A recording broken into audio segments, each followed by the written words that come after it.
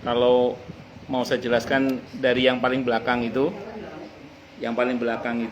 itu ceritanya orang yang bertakwa saat hendak dicabut nyawanya oleh malaikat maut. Maksudnya bertakwanya pas lagi mau dicabut gitu. Semasa hidupnya dia bertakwa sampai wafatnya itu. Jadi Ya bisa saja sih dia baru tobat kemarin, bisa juga sih. pokoknya intinya meninggal. Ya, saat meninggal dia bertakwa. Kalau penjelasan ayat yang paling belakang kita baca itu ada dalam sebuah hadis riwayat Ahmad, Abi Dawud, Ibnu Majah. Kata Imam Al-Qurtubi hadisnya sahih dari semua jalur periwayatannya. Dikatakan dalam riwayat itu orang yang bertakwa itu kan orang yang baik menurut Allah. Itu ketika malaikat maut datang untuk mencabut nyawanya, SOP-nya malaikatnya wajib permisi terlebih dahulu. Itu kan tadi alladzina tatawaffahumul malaikatu thayyibina yaquluna salamun alaikum. Itu kalau kita baca dari ayat 30 31 surah An-Nahl itu kan tentang orang yang bertakwa. Orang yang baik menurut Allah. Nah, terus kemudian kalau sampai wafatnya dia begitu, nanti malaikat maut yang akan mencabut nyawanya, SOP-nya wajib permisi terlebih dahulu. Itu juga langsung main cabut itu aja. Jadi permisi terlebih dahulu. Udirin permisi ya. Iya. Oh, tenang, di hari hanya dibuat mau. Iya, orang yang bertakwa. Iya, nanti kalau ini masih saya ceritakan ya. Iya. Sekarang enggak apa-apa, sekarang memang belum siap enggak apa-apa. Nanti hari hanya pokoknya siap aja. Tadi saya ceritakan dulu. Dalam hadis itu cerita mereka permisi salamun alaikum. Jadi permisi terlebih dahulu mau nyabut nyawa ceritanya itu. Nah, orang yang bertakwa itu begitu dia tahu bahwa dia akan dicabut nyawanya. Dalam hadis itu diceritakan okamakal orang yang akan meninggal itu mengalami dua keresahan yang sangat. Yang pertama keresahan tentang keluarga yang akan ditinggalkan. Terutama dalam hadis itu ya. Oleh Imam Al-Qurtubi diterangkan dalam kitab At-Tadhkirah, terutama tentang anak-anaknya. Kalau punya anak, terutama tentang anak-anaknya. Yang kedua, setelah ini saya kemana? Surga atau neraka? Itu keresahan itu.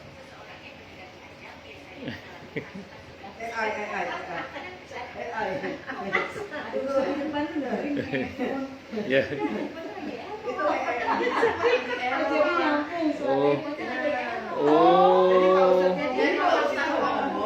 Jadi saya itu sekarang kalau mau buka HP nah Gemini itu kan ada speakernya. Jadi dia dengar omongan Pak Ustadz dia jawab. Sensitif dia itu. Ya wis. Walaupun dikecilin dia denger juga. Tidur dulu.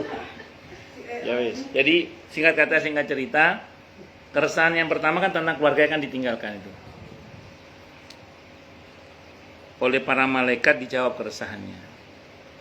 Kalau bahasa kita ini versi mafhum riwayat, Anda nggak usah khawatir. Anak-anak Anda akan diperbaiki keadaannya sepeninggal Anda karena kebaikan Anda. Jadi Anda nggak usah khawatir. Terutama anak-anak Anda akan diperbaiki keadaannya sepeninggal Anda karena kebaikan Anda. Maka orang yang mendengar itu tenang. Nah, hadis ini selaras dengan firman Allah dalam Al-Quran di surah An-Nisa ayat 9 itu. Di ayat itu Allah berfirman, wal yakhshal ladzina law taraku min khalfihim dzurriyyatan di'afan khafu 'alaihim falyattaqullaha wal yaqulu qawlan sadida. Bahwa ia takut kalau seseorang itu meninggalkan di belakang mereka keturunan yang lemah ilmu, lemah iman, lemah ekonomi, lemah segala-galanya. Supaya enggak lemah keturunan kita itu, maka hendaklah bertakwa kepada Allah dan berkata yang jujur. Makanya sedikit banyak laku takwa kita, sedikit banyak laku jujur kita, itu akan berdampak positif pada perbaikan nasib anak-anak kita. Maka orang ini tenang kemudian. Nah, ketika tenang, terus pertanyaan kedua muncul. Setelah ini saya kemana? Surga atau neraka? Itu pertanyaan berikutnya itu. Karena dia orang yang baik, dijawab oleh malaikat. Yang versi Ahmad hadisnya itu jawabannya malaikat itu mirip di surah Hamim As-Sajdah, surah Fusilat, surah ke-41 ayat 46 itu. Ayat 30 maaf. Para malaikat ketika orang itu mengalami sakaratul maut mengatakan kepadanya, alla takhafu wa la tahzanu wa abshiru bil jannati allati kuntum tu'adun.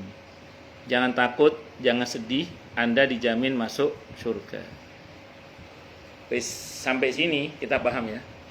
Orang ini tenang sudah. Anak-anaknya akan diperbaiki nasibnya oleh Allah karena kebaikan dia dengan izin Allah tentu semuanya ya. Yang kedua, dia tenang karena setelah ini dikabarkan dia akan masuk surga. Alla takhafu wa la tahzanu wa abshiru bil jannati allati kuntum tu'adun. Tadi dikatakan di sini salamun alaikum udkhul jannata bima kuntum ta'malun. Kan dikabarkan akan masuk surga di situ kan. Maka kemudian orang ini dengan senang hati mau dicabut nyawanya. Jadi di hari-harinya enggak tahu gimana ceritanya, mau aja pokoknya. Ya mau aja pokoknya. Sekarang ngomong belum siap enggak apa-apa. Belum siap ya Allah, dosa saya masih banyak, enggak apa-apa. Saya belum siap ya Allah, amal saya masih sedikit, enggak apa-apa, enggak apa-apa. Mau namanya orang kan. Tapi nanti pada harinya enggak tahu gimana, mau dibuat siap aja pokoknya. Ya, dibuat siap oleh Allah pokoknya kalau orang yang baik ya. Kalau orang yang enggak baik, mau enggak mau harus siap. Kalau yang orang enggak baik. Kalau orang yang baik, dia dibuat siap oleh Allah. Dibuat siap pokoknya. Kenapa? Karena ajal harus tepat waktu. Tapi menarik ini, dalam kitab At-Tadhkirah itu dikutip satu riwayat, walaupun riwayatnya lemah ya. Tapi sebelum itu ya, ini masih sahih Okamakol. Maka yang versi Ahmad disebutkan bahwa ruh itu dicabut dari arah ubun-ubun. Orang yang baik itu ruhnya dicabut dari arah ubun-ubun. Cuman yang ketarik dari arah kaki. Dicabut dari arah ubun-ubun, yang ketarik dari arah kaki. Terus, dan ini sakit ini, sakaratul maut namanya. Sakit luar biasa itu. Innalil mauti sakarat kata Nabi itu. Sakitnya luar biasa itu. Dan itu terus dieksekusi sampai sini. Tahan dulu. Ya, tahan dulu. Falaula idza balagatil hulqum, Al-Waqiah 83 itu. Falaula idza balagatil hulqum wa antum hina idzin tandurun. Pas nyawa sampai sini, saat itulah orang yang mati itu melihat. Ya bisa melihat yang tadi nggak bisa terlihat, termasuk melihat tempat tinggalnya. Nah, karena dia diberitahu surga, dia melihat surga itu. Semoga kita melihat surga ya. Amin. Oh, itu nanti unsur lain, nanti saya terangkan itu. Ini kan ceritanya orang baik ini, Bu, orang baik. Nah, baik, karena Bu Fardila nanya, posisi setan menggoda di mana? Tadi, saat malaikat maut sudah mulai turun dengan timnya, kata Siti Aisyah radhiyallahu anha dalam kitab At-Tadhkirah dikutip riwayatnya itu, iblis mengerahkan pasukannya dari bangsa jin untuk menggoda orang ini supaya su'ul khotimah. Betul tidak salah itu. Begitu malaikat maut dan timnya turun, iblis mengerahkan pasukan dari bangsa jin untuk menggoda orang supaya su'ul khotimah. Tapi jangan khawatir Bu Fardila. Kalau orang ini orang yang bertakwa, dia akan dikawal oleh malaikat rahmat. Bahkan tidak jarang komandannya malaikat rahmat akan ikut mengawal. Siapa komandannya malaikat rahmat? Malaikat Jibril. Dalam kitab itu diterangkan ketika Imam Al-Qurtubi menerangkan surah Ali Imran ayat 8. Itu doa ya, doa supaya kita husnul khatimah. Rabbana la tuzigh qulubana ba'da idh hadaitana wa hab lana min ladunka rahmah innaka antal wahhab. Kata Imam Al-Qurtubi, orang yang baca doa ini potensial saat kematiannya akan dikawal oleh malaikat Jibril, di mana di antara tugas malaikat Jibril adalah menghalau setan-setan yang datang. Nah, jadi makanya jangan meremehkan doa di surah Ali Imran ayat 8. Rabbana la tuzigh qulubana ba'da idh hadaitana wa hab lana min ladunka rahmah innaka antal wahhab. Supaya kita ini selamat dari godaan-godaan setan. Atau baca juga doa di surah Al-Mu'minun ayat 97 98. Itu Al-Mu'minun surah ke-23 ayat 97-98. Itu 99 dan 100 itu tentang kematian. Surah ke-23 ayat 99 sampai dengan 100 itu tentang kematian. Ayat 97 dan 98 itu doa. Doa yang Allah ajarkan supaya setan tidak bisa mendatangi kita. Rabbi a'udzubika min hamazati syayatin wa a'udzubika rabbi ayyahdurun. Jawab, baca terjemahnya. Iya, coba ada. Akan katakanlah coba.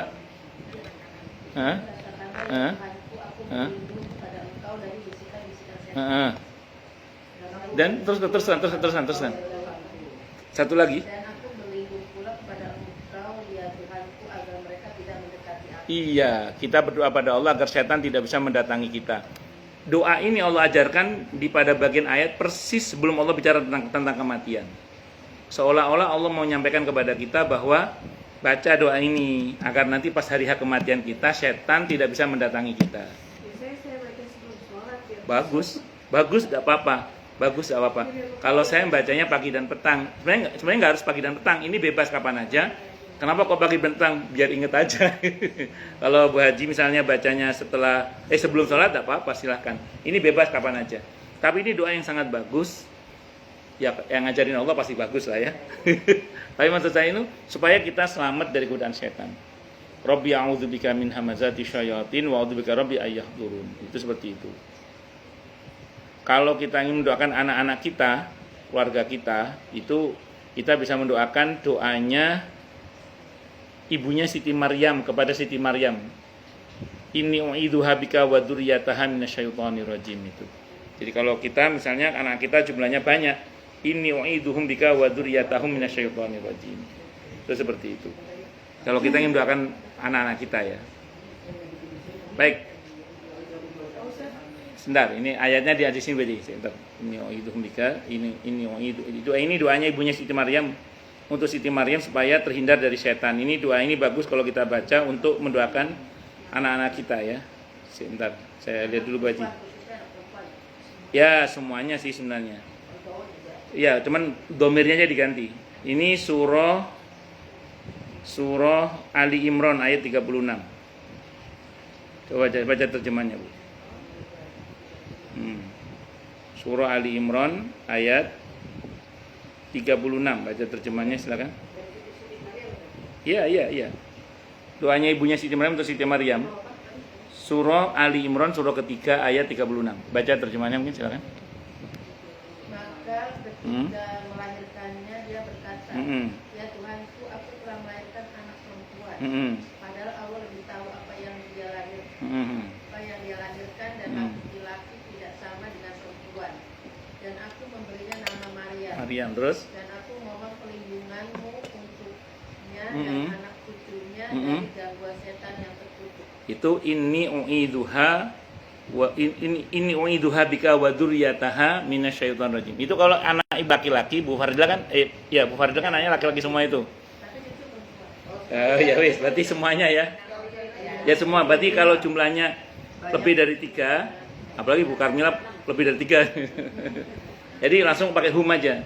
Inni u'idzuhum bika wa dzurriyyatahum minasyaitonir rajim. Ya, inni u'idzuhum bika wa dzurriyyatahum minasyaitonir rajim. Supaya anak cucu kita tidak bisa digoda oleh setan atau terhindar dari godaan setan atau selamat dari godaan setan. Jadi wa inni u'idu. Ya, boleh pakai wa-nya, boleh pakai langsung ini juga boleh. Yang di sini kan duha. Ya, itu kalau satu perempuan. Kalau anak ibu kan 2 laki-laki 1 cucu kan, ibu niat untuk mereka kan. Oh ini ya mantu juga. Inni u'idzuhum bika wa dzurriyyatahum minasyaitonir. Yang penting ibu batin dalam hati ini untuk anak-anak hamba, anak cucu hamba, mantu-mantu hamba semuanya Allah.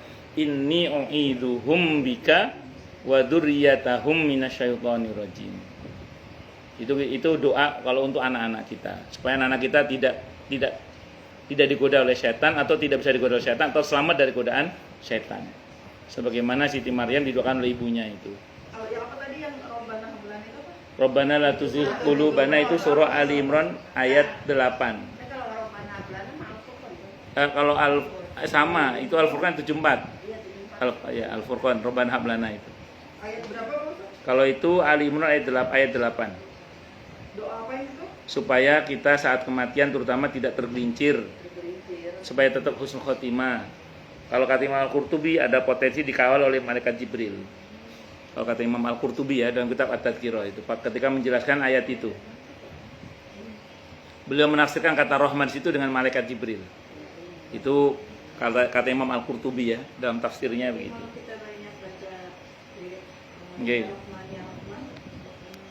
Kenapa Pak Haji? Ya Rahman ya Rahim.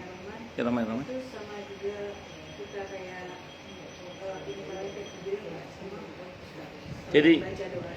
Jadi gini Bu Haji, secara prinsip kalau kita sebut nama Allah dengan harapan, termasuk kalau kita sebut nama Allah ya Rahman atau Ar-Rahman atau apapun dari nama Allah dengan berharap rahmat, insya Allah rahmat akan turun. Nah, turunnya rahmat itu wajib biasanya disertai dengan turunnya malaikat rahmat. Malaikat rahmat itu ada komandannya. Komandannya malaikat rahmat itu malaikat Jibril. Maka Imam Al-Qurtubi itu ketika menjelaskan surah Ali Imran ayat 8 itu di kitab At-Tadhkirah beliau mengatakan begini. Orang yang berdoa dengan Allah Rabbana la tuzigh qulubana ba'da idh hadaitana wa hab lana min ladunka rahmah. Rahmah di situ kata Imam Al-Qurtubi adalah malaikat rahmat dan komandannya malaikat rahmat, dan itu adalah malaikat Jibril kata beliau. Maka nanti malaikat Jibril akan turun menemui orang yang akan meninggal itu dan memperkenalkan diri dengan mengucap salam, assalamualaikum,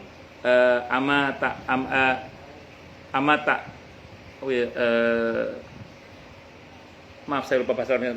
Apakah Anda mengenal saya? Kata orang ini, la adri, saya tidak tahu siapa Anda. Ana Jibril, amaroni Allah. Saya Jibril, saya diperintah oleh Allah untuk menemani Anda. Dan kata Imam Al-Qurtubi, malaikat Jibril itu punya tugas untuk menghalau setan-setan yang datang untuk membuat dia su'ul khotimah. Nah, itu diantara doanya adalah Rabbana la tuzigh qulubana ba'da idh hadaitana wa hab lana min ladunka rahmah innaka antal wahhab. Doa yang lain silahkan, termasuk ketika dia merayu Allah dengan sifatnya Ar-Rahman, Ar-Rahim misalnya, demi supaya mendapatkan rahmat Allah, silahkan. Yang jelas rahmat Allah itu turun biasanya disertai dengan sifat rahmat, malaikat rahmatnya. Dan tidak jarang malaikat rahmat itu ketika turun ke bumi itu dalam bentuk seperti mendung. Itu yang diterangkan, iya, betul ya, mirip seperti itu. Itu kejadian pertama ketika di perang Badar. Selesai Nabi berdoa kemenangan itu, tiba-tiba ada mendung. Ternyata itu rombongan malaikat turun. Pernah juga ketika Nabi bersama sahabat ada kajian, tiba-tiba ada mendung. Sahabat bertanya, apa itu ya Rasulullah? Ini rahmat. Jadi ini rahmat yang turun. Malaikat rahmat yang turun itu biasanya dalam bentuk mendung. Makanya enggak selalu mendung itu hujan. Mendung tak, iya, kadang ya mendung itu berarti nama rahmat. Nah, pun lanjut nih. Jadi saya ulang. Jadi posisi setan di situ Bu Radila. Ketika malaikat mau turun bersama timnya, iblis langsung menggerakkan pasukan dari bangsa jin untuk menyergap orang ini supaya su'ul khotimah. Tapi kalau dia dikawal malaikat rahmat, apalagi dikawal oleh malaikat Jibril, selamat insyaallah. Makanya jangan meremehkan doa Rabbi a'udzubika min hamazati syayatin wa a'udzubika rabbi ayahdurun. Jangan meremehkan doa Rabbana la tuzigh qulubana ba'da idh hadaitana wa hab lana min ladunka rahmah innaka antal wahhab. Itu catatan pentingnya ya. Terus dicabut sampai sini kan melihat surga kan? Begitu melihat surga, dan semoga kita melihat surga, amin Allahumma amin. Bahkan semoga kita melihat penghuni terbaiknya surga, yaitu Rasulullah Muhammad SAW. Amin Allahumma amin. Begitu melihat surga, ada hadis dalam kitab At-Tadhkirah. Itu mah hadisnya lemah. Cuman ada dalam kitab At-Tadhkirah ya. Diterangkan oleh para ulama gini. Jadi, aukamakal ketika melihat surga, orang yang melihat surga itu ditawari. Mau lanjut apa balik ke dunia lagi? Ditawari ya. Ditawari. Dalam hadis itu gitu. Mau lanjut apa kembali ke dunia lagi? Kata orang yang akan mati itu melihat ke arah dunia. Kata dia gini, apa? Kembali ke tempat yang sumpek itu? Enggak, lanjut aja. Karena ngelihat surga itu. Nah, jadi pokoknya sekarang kenapa? Tapi itu begitu di hadisnya itu. Tapi riwayatnya sih lemah. Cuman oleh para ulama tetap dibahas, berarti kan bisa Allah bisa dibuat hujah itu. Nah, tapi akhirnya tetap mati sih. Tapi gini loh maksud saya itu. Sekarang panjenengan, saya bolehlah mengatakan saya belum siap. Dosa saya masih banyak, amal saya masih sedikit, anak-anak masih kecil. Tidak apa-apa, ngomong gitu nggak apa-apa. Tapi nanti pada harinya nggak tahu gimana, pokoknya siap aja. Bisa jadi. Iya, bisa jadi. Tapi memang kalau yang hidup lagi memang belum waktunya, belum ajalnya. Belum ajal. Iya. Ya, seperti yang mati suri itu misalnya. Memang belum ajalnya memang. Dan gini. Kan orang mati suri itu kan dalam keadaan koma, tidak sadar, seperti orang tidur. Az-Zumar ayat 42 itu. Ruhnya orang yang sudah mati dan ruhnya orang yang masih hidup itu kan dalam satu genggaman Allah dalam tanda kutip ya. Sehingga mungkin mereka ketemu itu mungkin. Jadi ruhnya orang yang sedang koma itu ketemu dengan ruhnya orang-orang sudah meninggal beneran tuh mungkin. Tapi gini ya, cerita dari orang yang sudah mati suri itu bukan dalil. Bukan dalil, itu hanya pengalaman spiritual. Jadi bisa benar, bisa juga salah. Artinya bisa saja dia bukan nyasar ke alam roh, tapi nyasar ke alam jin. Bisa juga, ya makanya cerita orang yang habis mati suri itu bukan dalil. Itu hanya pengalaman spiritual saja. Bisa berbeda-beda gitu. Makanya gini Bu, kalau ada orang cerita pengalaman spiritual, timbangannya syariat. Kalau syariat mengatakan benar ya itu benar. Kalau syariat mengatakan tidak benar ya nggak benar. Itu seperti itu. Saya kan koma. Terus? Terus? 2 bulan di rumah sakit. Terus?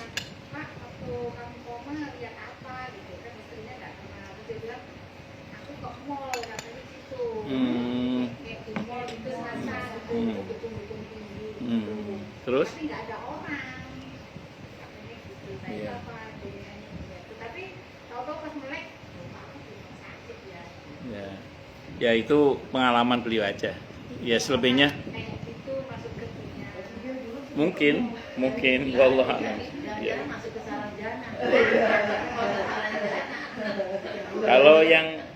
Kalau yang Nabi alami sendiri kan ketika ditunjukkan tempatnya Nabi itu kan pas Nabi mau masukinya kata malaikat tidak boleh kan, belum waktunya nanti. Cerita serupa itu banyak. Saya ketemu dengan beberapa orang yang cerita, saya diajak masuk satu ruangan tertentu ketika saya mau bilang tinggal situ, kata yang teman saya tidak boleh, belum waktunya, kamu pulang dulu, katanya belum waktunya. Iya, yang belum waktunya pasti balik gitu. Memang intinya belum ajalnya itu. Belum ajalnya. Udah ya. Nah, jadi akhirnya ruh itu karena ngelihat surga dengan senang hati dia mau keluar. Ya, ini beda kalau orang yang juahat.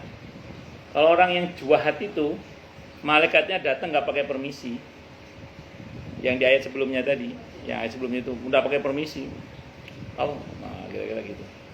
Pokoknya nggak pakai permisi. Kenapa Bu? Apa cocolan itu?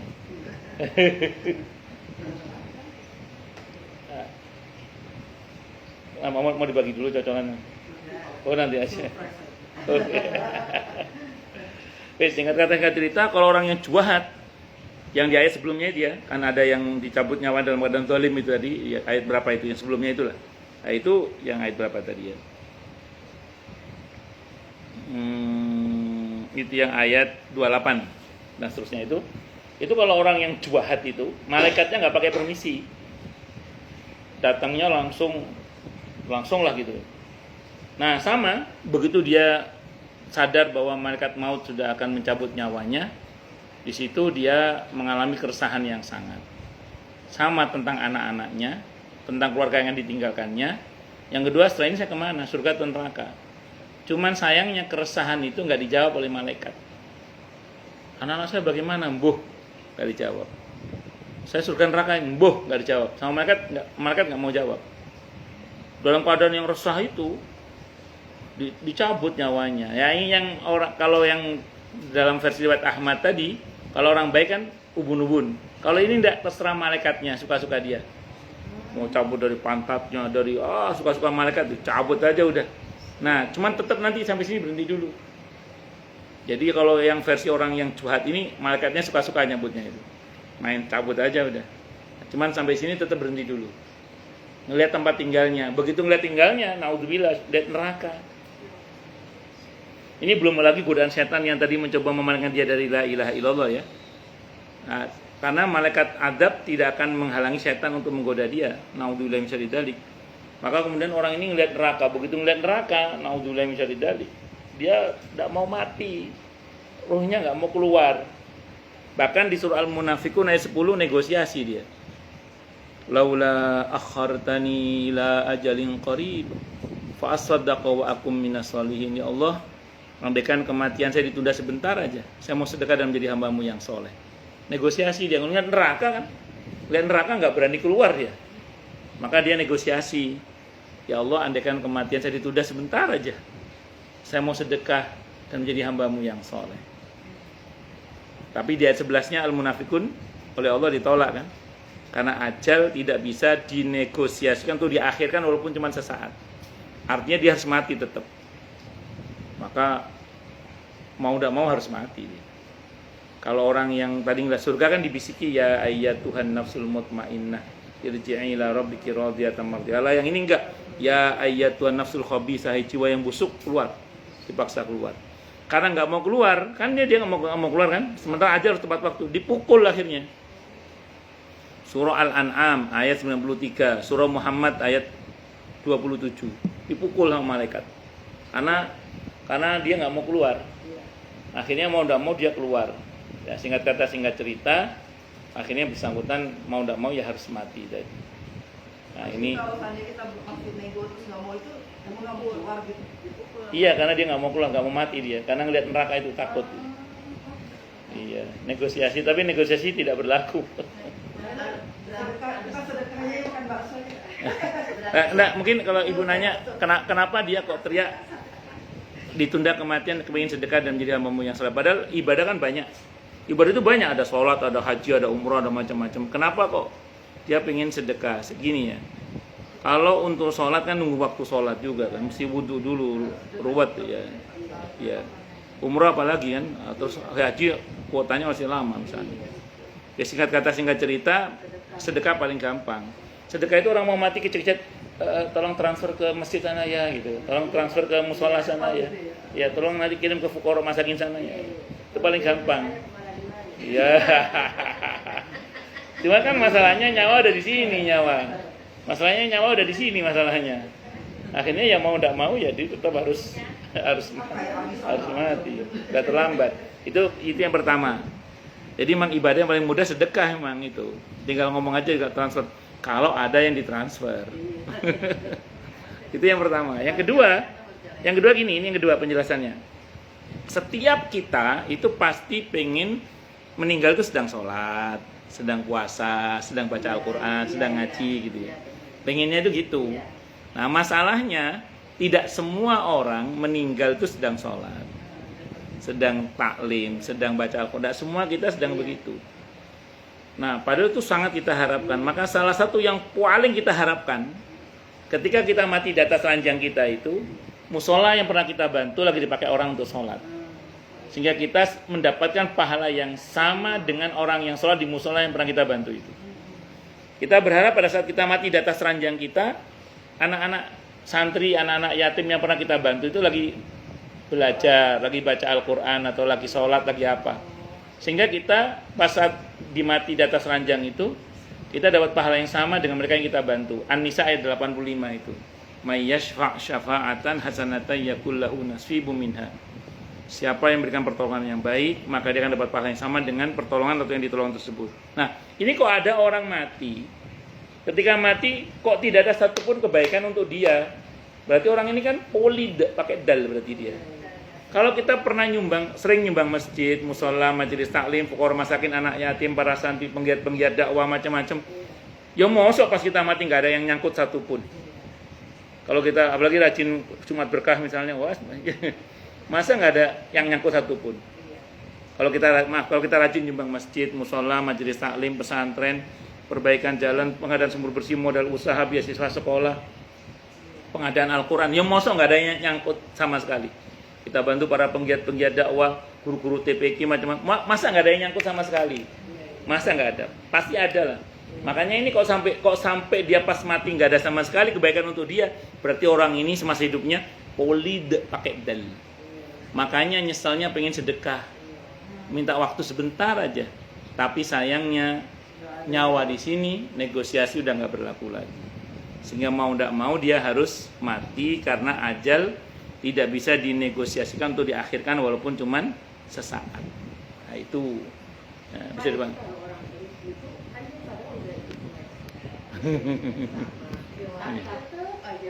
Ya. Maksudnya apa yang memang karena nggak dikasih hidayah sama Allah atau bagaimana? Jadi gini Bu, sebenarnya gini, penyakit pelit itu penyakit hati sebenarnya. Penyakit hati itu dan cirinya apa? Yang menyadari itu orang lain. Sementara yang kena penyakit sendiri itu kadang tidak sadar. Beda dengan penyakit fisik. Saya tidak tahu Bu Ririn sakit apa tidak. Kecuali Bu Ririn mengatakan, Ustaz saya lagi meriang. Oh berarti Ibu lagi sakit.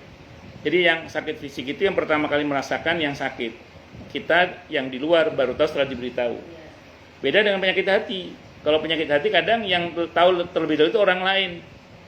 Dila, kamu ngomongnya kok tinggi banget sih sekarang, misalnya gitu. Kalau Bu Fardila hatinya masih sehat, diingetin masih mau. Astagfirullah, iya tah. Nah, gitu kalau Bu Fardila masih sehat. Kalau Bu Fardila maaf betul-betul akut penyakit hatinya nggak sadar. Makanya gini Bu, ini bukti bahwa pelit itu sakit hati. Orang pelit itu benci sama orang pelit. Ya kan, orang pelit itu benci sama orang pelit. Tapi ini orangnya pintar ngaji, ngajarin ngaji. Nah iya, ya makanya gini Bu, orang pelit itu benci sama orang pelit, tapi dia tetap pelit. Orang pelit itu senang sama orang dermawan, tapi dia nggak mau dermawan. Dia nempelnya orang dermawan. Iya betul. Karena orang Nah, dermawan kan jor-joran. ya. Terus kadang orang pelit itu nggak sadar, bahkan pada dirinya sendiri pun dia pelit.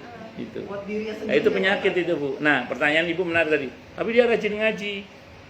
Ya ini saya nggak mau mendebak-nebak ya. Dalam hadis Sahih Muslim itu Nabi pernah bersabda begini. Saat itu ada seorang namanya Dzul Khuwaisir.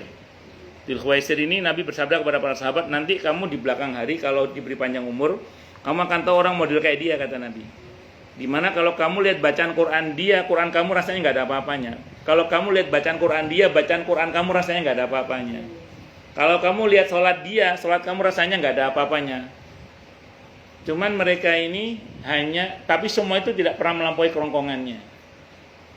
Hanya main di permukaan aja. Dan dia lepas dari agama ini seperti anak panah lepas dari busurnya. Apa berarti Ibu? Berarti ada orang-orang itu yang di permukaannya mungkin bacaannya fasih atau apa macam-macam, tapi tidak pernah menembus hatinya. Iya, tidak menembus hatinya. Sehingga kelakuannya nggak cocok dengan apa yang dia baca, nggak cocok dengan apa yang dia lakukan dalam bentuk sholat, nggak cocok, nggak memperbabar belas. Nah, Nabi wanti-wanti nanti akan ada orang model kayak gitu. Itu namanya belakangan kelompok itu namanya Khawarij. Nah, kelompok ya dia sibuk dengan tampilan dohir fisik tapi melupakan menata hati. Sehingga kalau orang bilang katanya ngaji tapi kok katanya rajin taklim tapi kok gitu dan gitu seterusnya. Ya wallahu a'lam bishawab. Ya macam-macam lah. Ya kita jangan seperti itu. Ya itu buat contoh. Iya betul. Ya monggo silakan yang mau tanya, protes, marah boleh. Masalah atau masalah yang lain boleh. Apa yang bertanya selain Kemarin nggak datang Ibu Hina? banyak syuting. Oh, Masya Allah.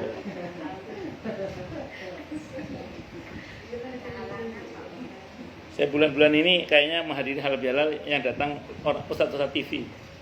Kemarin Habib Fahri. Nah, nanti sore diundang halal bihalal yang ceramah David Malik. Itu kalau kita menjalankan rahmat, baik-baik rahmat. Nggih. Kalau saya selalu dengan papa saya tuh, pasti saya ngomong sama Allah, Hmm. itu masih belum terlambat atau masih bisa bagaimana? Bagus. Asal beliau wafat sebagai seorang muslim, membawa iman dan Islam maksudnya gitu, maka tidak ada kata terlambat bagi seorang anak untuk mendoakan orang tuanya. Bahkan begini Bu Haji, ini terlepas dari ini itu ya, terlepas dari itu. Ada beberapa riwayat yang menyebutkan, di antaranya hadisnya riwayat At-Tirmidzi. Hadisnya sahih riwayat At-Tirmidzi, hadis qudsi. Diterangkan dalam hadis itu ada seorang tua yang meninggal dunia, awalnya kuburnya sempit. Lama-lama melapang laksana istana. Sampai si orang tua itu bertanya kepada Allah, "Ya Allah, tadinya kuburku sempit, sekarang kok melapang laksana istana begini?" Apa kata Allah? "Ini karena istighfar anak-anakmu yang soleh." Nah, jadi sudah meninggal, awalnya kuburnya sempit atau biasa-biasa, melapang laksana istana, itu ternyata karena istighfar anak-anaknya. Saya membayangkan si bapak ini atau si ibu ini meninggal dalam keadaan di mana anaknya mungkin masih kecil atau anaknya belum tobat. Begitu selang berapa waktu anaknya semakin besar, dia mulai mendoakan orang tuanya, atau anak-anaknya tobat mulai mendoakan orang tuanya. Maka sampai sini kemudian kuburnya menjadi melapang. Jadi tidak ada kata terlambat berarti insyaallah. Asal meninggal dalam keadaan membawa iman ya. Baik, kalau meninggal dalam keadaan kafir, naudzubillah min syarri dzalik, Ya, kalau secara prinsip sih tidak sampai doa kita. Tapi ada, walaupun saya bilang ada riwayat yang menyebutkan sebagaimana yang Nabi sabdakan ketika ada dalam sababun nuzul surah At-Taubah ayat 80 itu. Yang ketika itu yang mati Abdullah bin Ubay bin Salul. Ini tokoh munafik yang Allah nyatakan dalam surah At-Taubah mati dalam keadaan kafir. Nah, terus Nabi dibilangin oleh Allah dalam ayat itu, sama saja wahai Nabi, kamu mintakan ampun untuknya atau tidak. Walaupun kamu mintakan ampun untuknya sampai 70 kali, Allah tidak akan ampuni karena dia mati dalam keadaan kafir. Nah, terus Nabi bersabda, ya kalau 70 kali tidak Allah ampuni, aku akan mintakan ampun 70 kali lagi. Kalau belum diampuni, saya mintakan 70 kali lagi. Pokoknya saya mintakan, kata intinya beliau akan mintakan ampun terus, terserah Allah sudah. Ya, jadi kalau pakai dalil itu, kalau misalnya ada di antara orang yang diuji oleh Allah, orang tuanya meninggal dalam keadaan kafir, ya silakan aja. Ya, yang penting mintakan ampun aja udah, selebihnya terserah Allah udah. Tapi secara prinsip tidak sampai. Tapi ketika ada yang mau berdoa, ya silakan aja. Kalau seperti yang pernah Nabi lakukan kepada Abdullah bin Ubay bin Salul itu. Wallahu a'lam bishawab. Monggo yang lain silakan.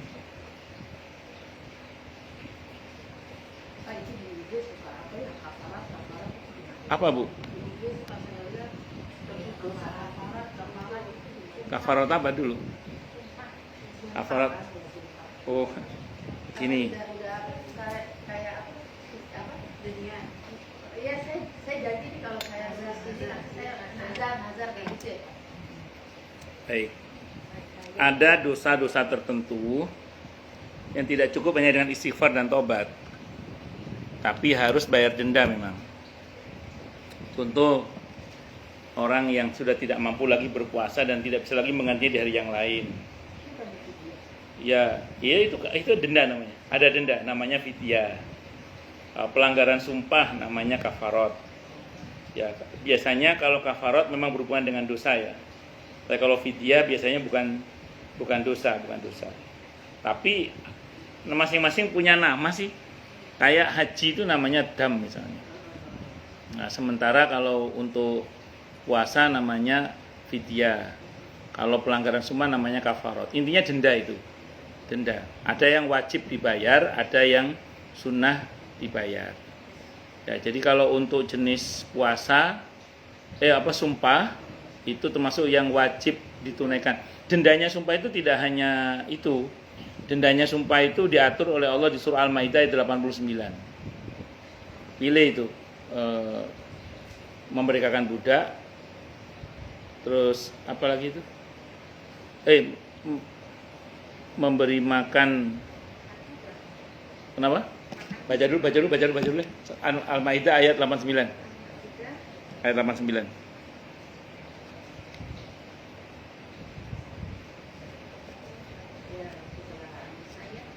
Ayat 89. Yang pertama kafaratnya adalah memberi makan 10 orang miskin.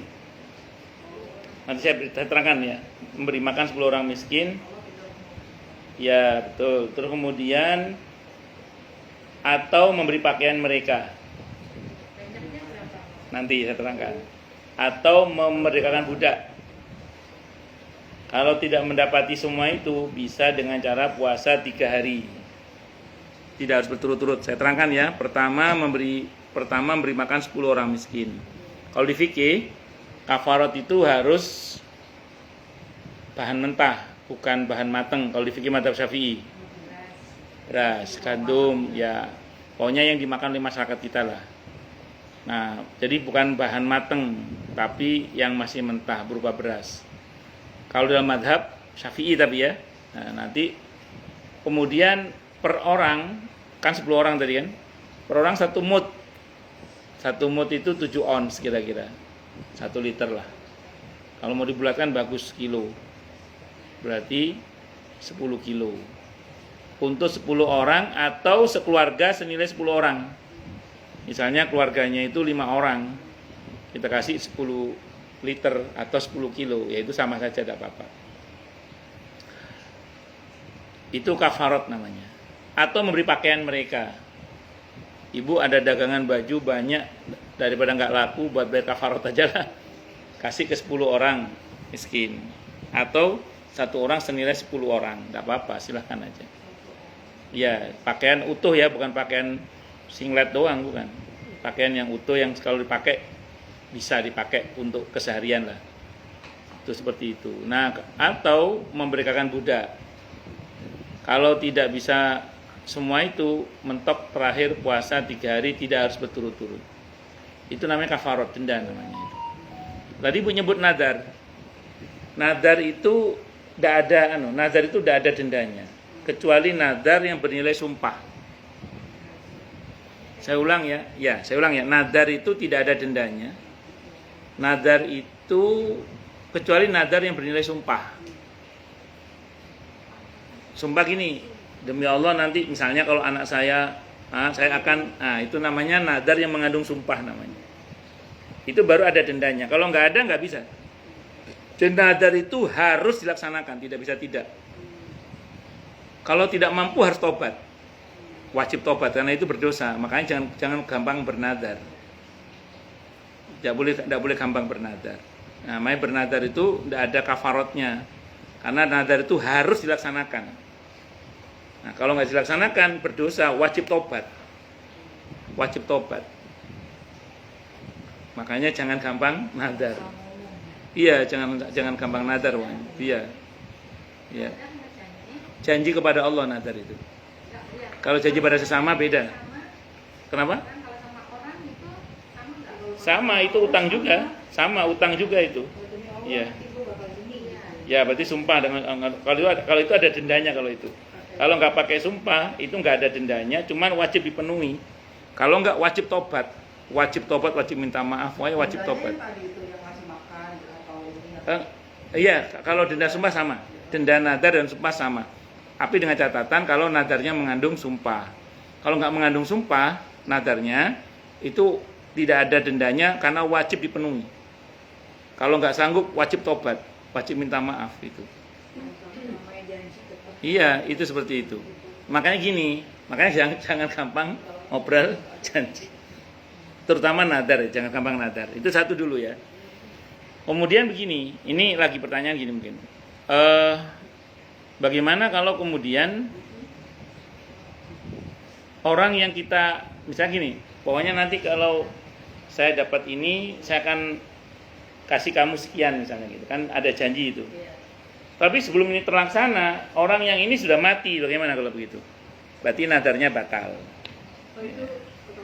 Batal. Kalau sebelum terlaksana, orang yang dijanjiin mati. Ya misalnya nih, Ya. ini nanti buat Bila Madiana ya, kalau ibarat kakek saya gitu ya, Ya. Jumatan buat Bila Madiana. Tapi kan nggak secara tertulis. Iya. Nah, di situ kan kakek saya udah lama meninggal. Iya. Bu, sama bapak saya dijual, uangnya buat dia. Gimana dong Pak? Itu hibahnya belum kuat berarti. Iya. Karena nggak dinotariskan. Berarti itu bukan janji ya? Janji juga kalau Hibah itu kalau belum diterima, sewaktu-waktu yang menghibahkan bisa merubah hibahnya. Contohin. Ini contoh. Pak suami ibu siapa namanya? Pak Eko Supriyatno itu.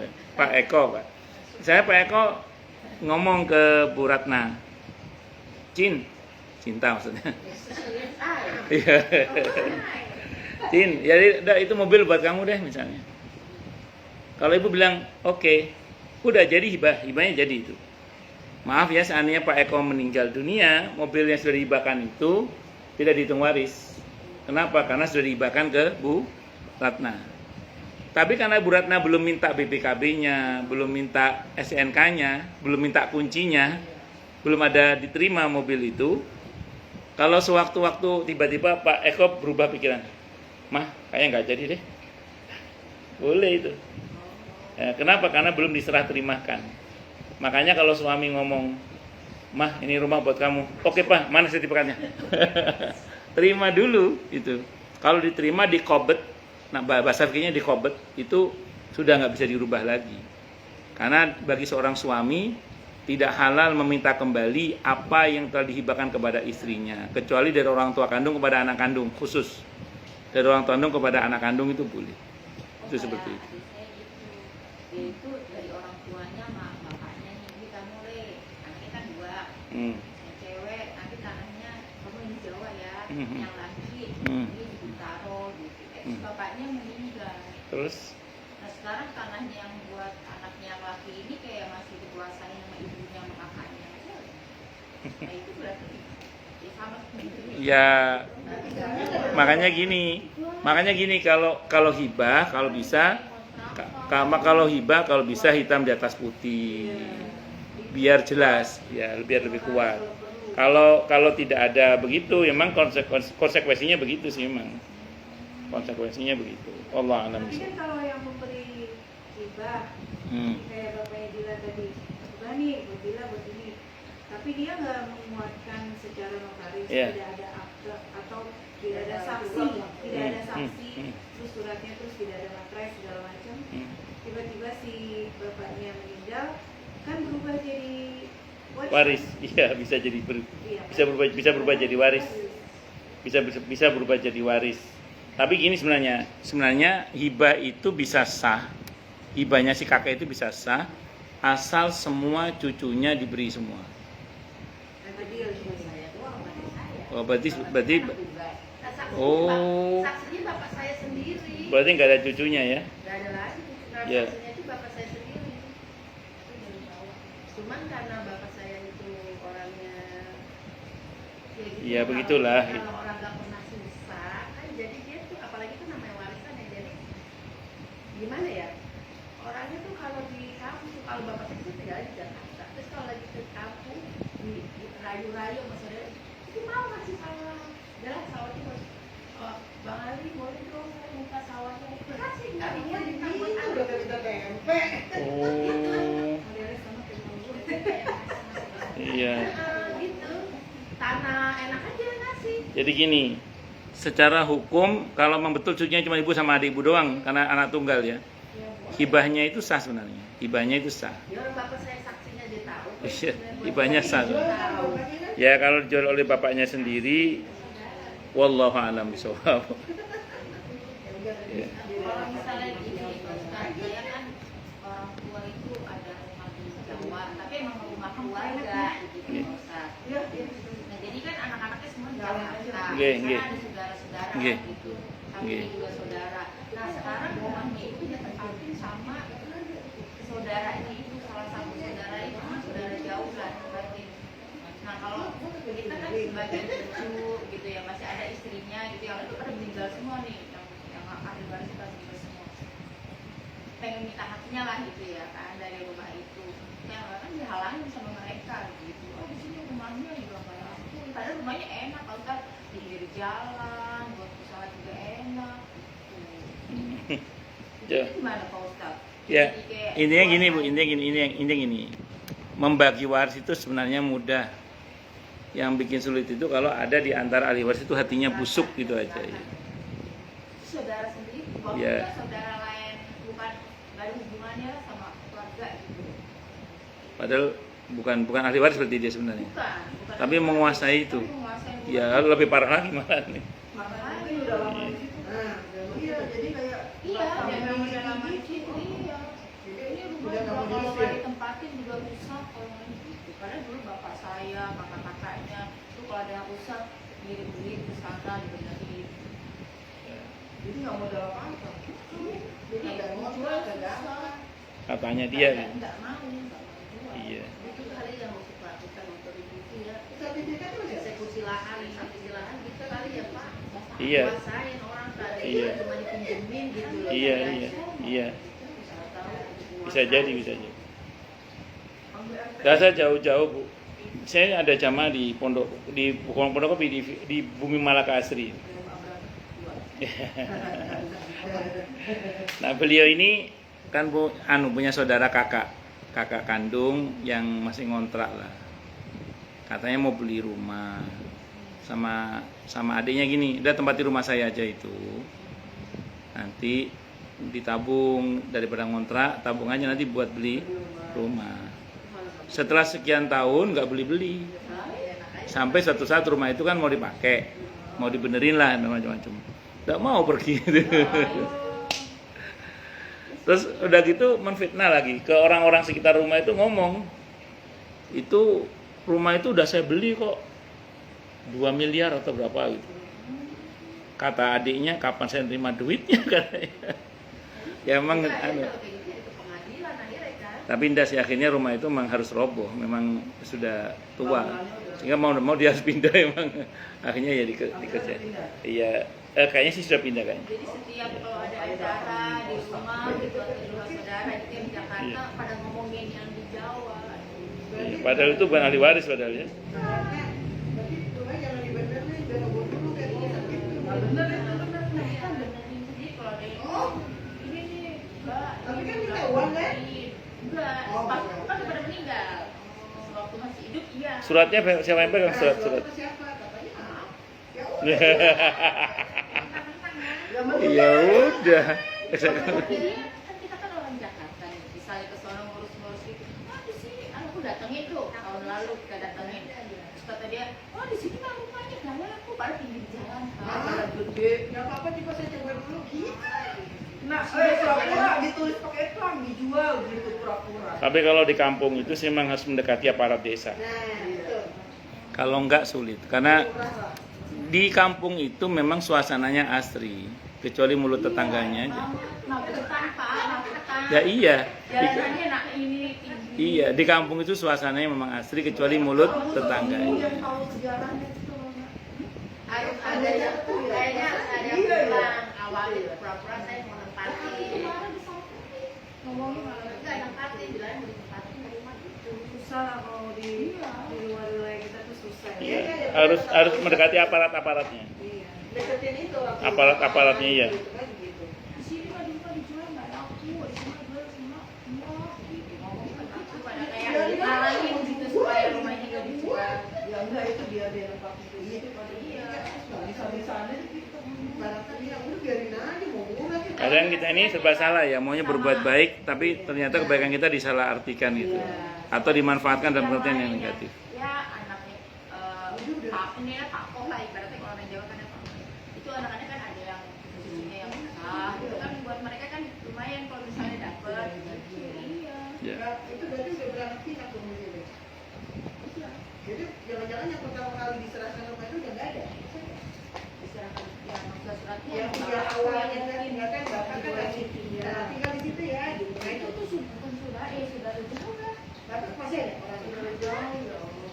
Itu lebih susah lagi kalau yang dikasih itu udah tinggal ya kalau sudah. Iya. Itu lebih parah lagi nanti Pak. Iya, masih girik. Letter C. Urus aja sertifikatnya. Nanti sertifikat udah jadi kan gampang. Orang ini pada nggak ada anak-anaknya Bisa lah, ada prosesnya kan. Minta tolong sama anak ini itu notaris padahal. gue lagi bikin gue itu yang cikini. Begitu lah itu lah. Namanya orang zaman dulu ya. Oke. Asal ada orang dalam aja. Orang dalam. Kalau yang pentolan yang pertama kali diserahin rumah itu udah nggak ada, lebih parah aja cinta. Anaknya cucunya karena udah merasa di sini. Pak Ustadz biasanya ya. Di zamannya masih ada itu udah diberesin. Kemudian jangan dijual. Pada nggak ada ini ya. Ya udah. Masih ada yang Baik, kita tutup dulu ya. Kita tutup dengan hamdalah. Alhamdulillahirabbil alamin. Semoga kajian kita bisa bermanfaat, mubarakah fi dini wa dunia wal akhirah untuk kita, keluarga kita dan seluruh umat Islam semuanya, dan mudah-mudahan kita semua dijadikan oleh Allah sebagai orang-orang yang sukses dunia akhirat, selamat dunia akhirat, bahagia dunia akhirat, dan dipermudah urusan kita oleh Allah fi dini wa dunia wal akhirah.